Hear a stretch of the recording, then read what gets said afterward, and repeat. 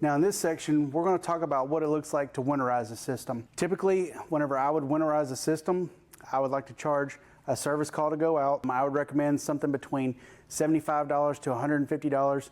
And it's kind of a situation where people feel like they're getting something for, it's the value that you create. So what I recommend whenever you get out on the site, first thing you're going to do is inspect the system like normally. Go ahead and check for leaks. Make sure everything's operating and functioning as it should be.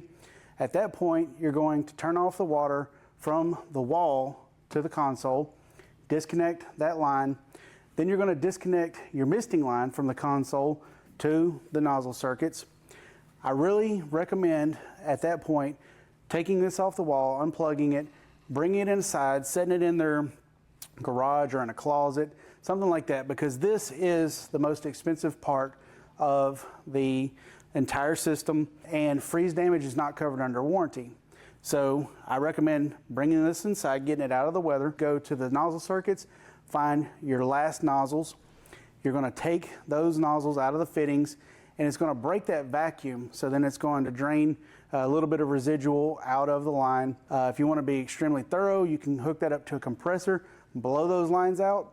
Personally, I never felt like it was a necessity, but then I would put my nozzles back in on my end of the runs, my terminations, go over to where the tubes connect to the console, and we've got some push to connect plugs. So you just clip those on the end of the tubes, and then you're done for the season. The whole winterizing generally will take you probably 10 to 15 minutes. So you can get several of these done in one day. Now, whenever it comes time to start it back up, it's kind of the reverse process.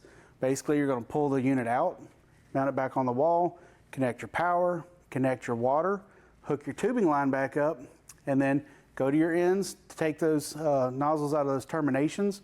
Make sure that you just have fresh water in your solution. I recommend just having fresh water in your concentrate container as well, so that way you're able to flush that system. You're just going to push anything that was stagnant, that was residual in the lines out. So it's going to, water takes the path of least resistance. It's going to flow out those nozzle ends instead of impacting in your nozzles. And then after you've got that flushed, put your nozzles back on, run the system a couple more times to make sure everything's pressured up good, wasn't any leaks or anything like that. Add your chemical, your concentrate, fire it off a few times to make sure that in the line through the nozzle circuit, you've got the concentrate solution. And then from that point on, you're ready to leave. So I would say the startup is also going to be about a 15 to 30 minute job to do to start that system up for the season. And that's basically, the winterizing and startup.